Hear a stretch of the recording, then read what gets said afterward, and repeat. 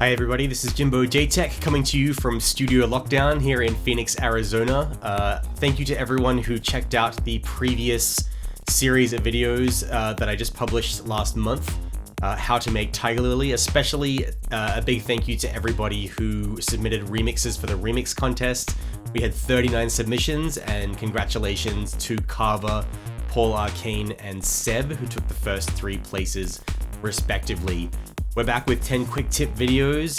Each of these videos is going to be exploring some aspect of dance music creation that eluded me for years. These are all blind spots for me, and I think blind spots for many producers. And so what my hope is, by the end of these 10 videos, you will have a much greater arsenal of perspectives that you can use to improve the sound of your own tracks and hopefully have a few less headaches along the way. So let's dive right in.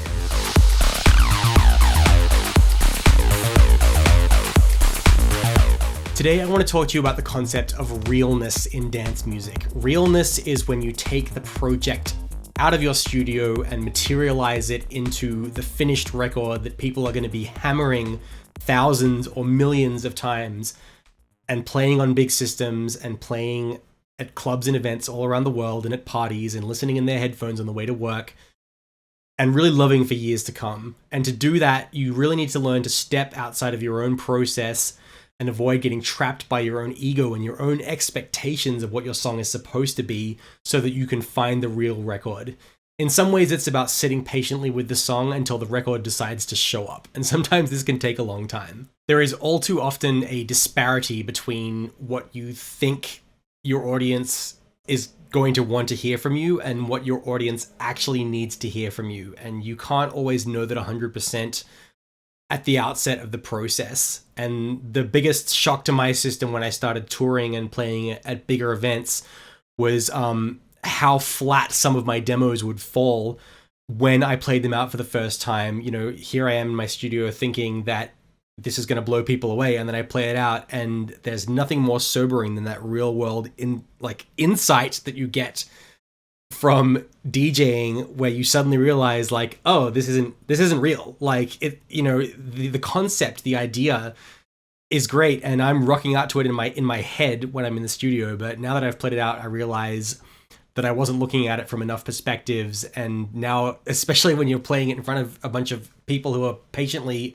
waiting for you to do something amazing, and it doesn't really work that way, there's nothing more sobering than that effect to sort of show you how and why your record doesn't work. For dance tracks, something that I recommend trying out if you haven't before is getting a muted YouTube video of a big festival set from some DJs that you love, or, you know, something like Tomorrowland or EDC, you know, something with a big dance floor who are all raving away to some real world dance music, and just playing it muted alongside your project. And this gives you this weird feeling of watching people dance to your music, which if you haven't DJ'd a lot, you know, it can be very eye-opening because it might instantly make you sort of change your perspective on how you put things together.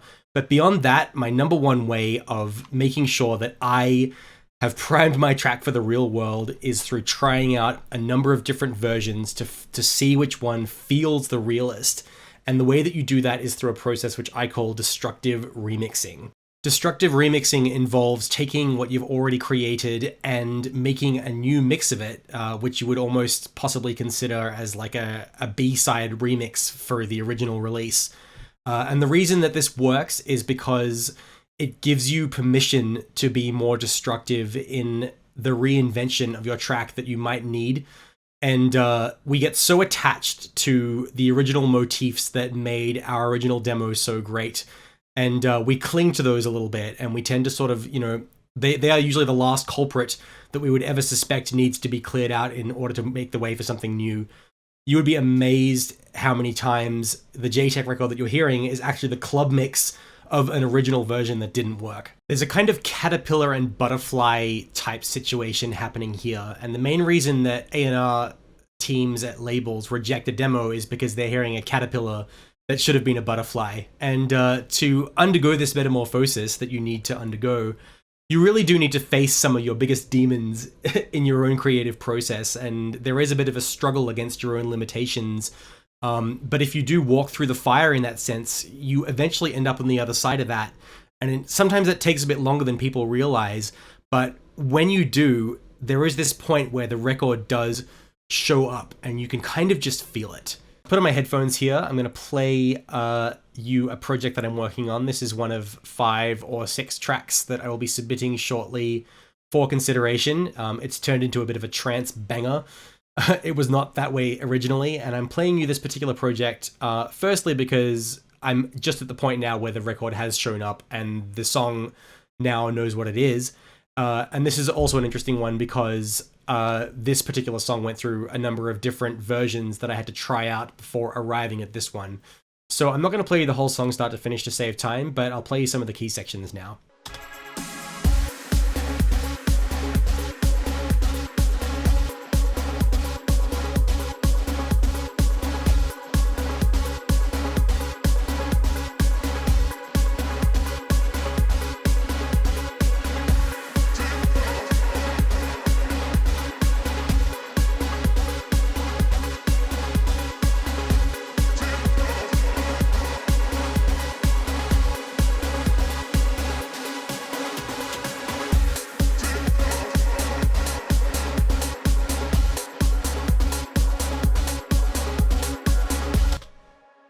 Moving over to the breakdown.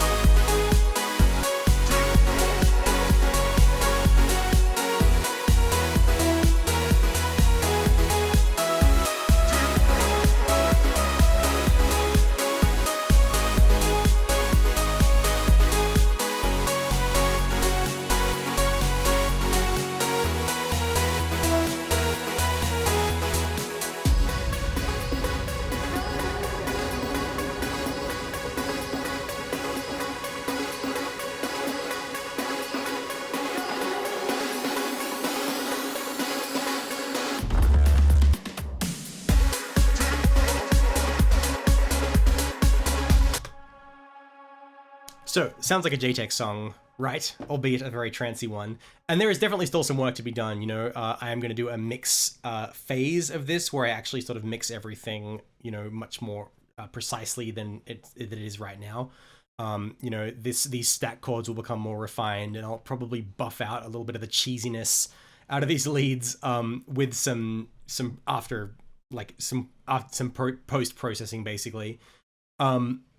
And I now want to play you what this song was to begin with, because it's quite different. And this is basically something that I started while I was in headphones on the road, and then brought back into the studio, and this is sort of where it began.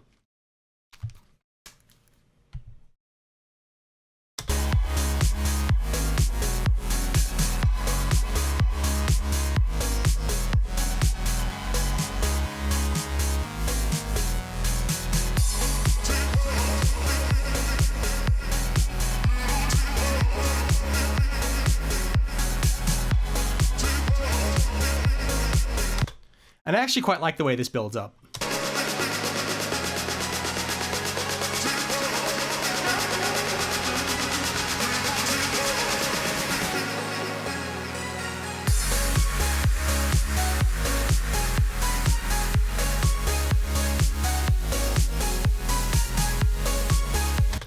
So you can see this has sort of like more of a kind of quirky house focus, which I actually quite like, you know. I dare say I even love it, but it's not necessarily in line with what I had envisioned for this track. So Destructive Remix number 1, let's hear it.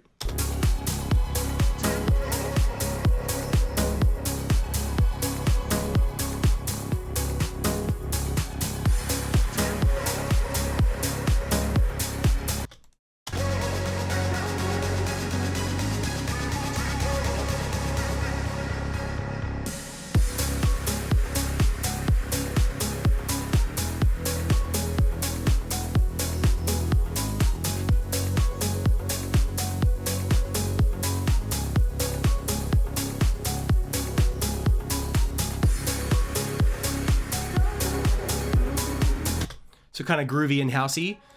I tried one other version which sort of ended up being like a almost like a South American style progressive house, or almost like it has like an Ibiza, like Balearic style little pluckly. I'll give you a play.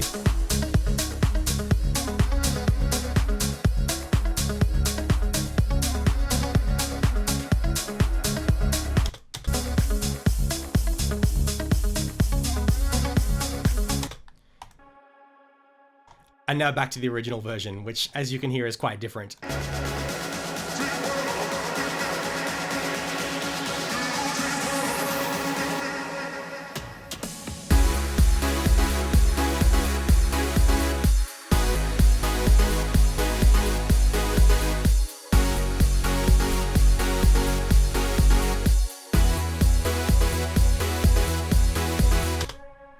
Something that I think is really worth pointing out is that a little bit of the essence of each of those versions did make it into the final thing.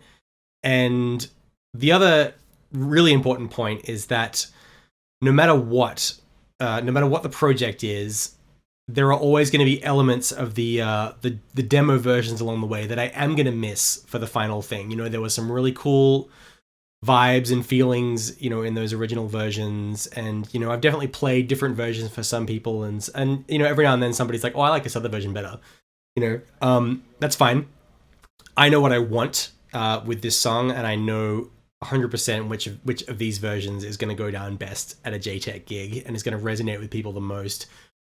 So, you know, as they say, there's always going to be, you know, tons of great material on the cutting room floor. Not everything that is cool about what you came up with ends up making the final cut. But there is this sense of, you know, listening to your own song and listening to what it wants and letting it sort of become what it wants. And I think in the end, you know, it almost always surprises you. There's always some element that you weren't expecting, or there's something about the song that you never would have dreamed when you started that it would end up that way. So I hope that gives you a bit of insight into how some of my tracks have to sort of burn down to be rebuilt in order to get to the finish line. In the next video, we're going to explore using the principles of vibration of sound and air and gravity to make your tracks really sing out on whatever system they're playing on. So stay tuned for that and keep it real. Thanks everybody for watching, commenting, and indeed liking. We really do appreciate all the support we get here on our Sonic Academy YouTube channel. So if you found this video super useful, please, we'd love you to hit the subscribe button. We update the YouTube channel every week with new content. And if you want to watch some more relevant content, just click on the videos beside me.